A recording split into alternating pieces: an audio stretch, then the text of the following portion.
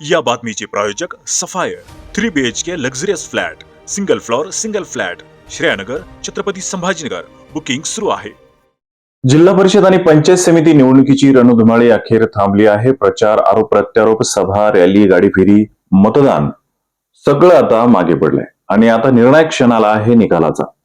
काल मतदारांनी आपला हक्क बजावत लोकशाहीच्या महत्वाच्या प्रक्रियेत सहभाग घेतला. गावागावात मतदान केंद्रावर मतदारांचा उत्साह दिसून आला. कोण जिंकणार, कोण बाजी मारणार याचा फैसला आता मतपेटीत बंद झाला आहे आणि सर्वांना प्रतीक्षा आहे उद्याच्या निकालाची. नमस्कार, मी संजय पगारे आणि आपण पाहत आहात वैजापूर टाइम्स. जिल्हा परिषद आणि पंचायत समितीच्या निवडणुकीत वैजापूर तालुक्यात 71.80% मतदान झाले. तालुक्यातील जिल्हा परिषदेच्या 8 गटासाठी 281 मतदान केंद्रावर शनिवारी सकाळी 7:30 ते 5:30 वाजेपर्यंत मतदान प्रक्रिया पार पडली.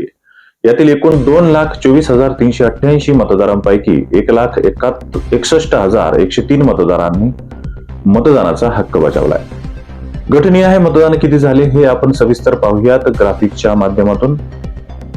वाकला गटात 30,458 पैकी 20,550 मतदारांनी मतदान केले. 67.47% मतदान वाकला गटात झाले.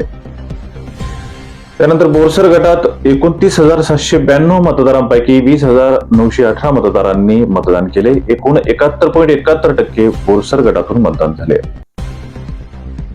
शिरूर गटात 29,908 मतदारांपैकी 20,110 मतदारांनी मतदानाचा हक्क बजावला. एकूण 67.24% मतदान शिरूर गटात झाले.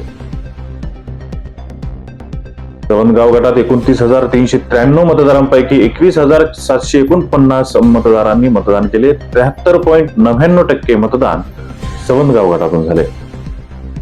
लासूरगाव गटात 47,944 मतदारांपैकी 20,486 मतदारांनी मतदान केले. एकूण 73.31% मतदारांनी लासूरगाव गटातून मतदान केले. आता पाहूया घायगाव गट. या गटातील 25,587 मतदारांपैकी 19,516 मतदारांनी मतदान केले. घायगाव गटातून 76.26% मतदान झाले आहे. वांजरगाव गट. वांजरगाव गटातून 25,345 मतदारांपैकी 19,928 मतदारांनी मतदान केले. यात 78.63% मतदान वांजरगाव गटातून झाले. महालगाव गट.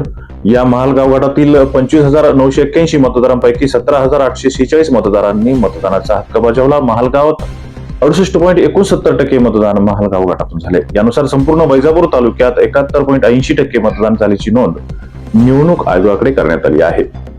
वैजापूर तालुक्यातील 8 गट आणि 16 गणातील एकूण 183 उमेदवारांचे भवितव्य ईव्हीएम मध्ये बंद झाले. 9 तारखेला विनायकराव पाटील महाविद्यालयाच्या सभागृहात सकाळी 10 वाजल्यापासून मतमोजणीला सुरुवात होणार असून दुपारी 4 वाजेपर्यंत सर्व गटाचे निकाल स्पष्ट होण्याची शक्यता आहे. तोपर्यंत सविस्तर बातम्यांसाठी पाहत रहा वैजापूर टाइम्स.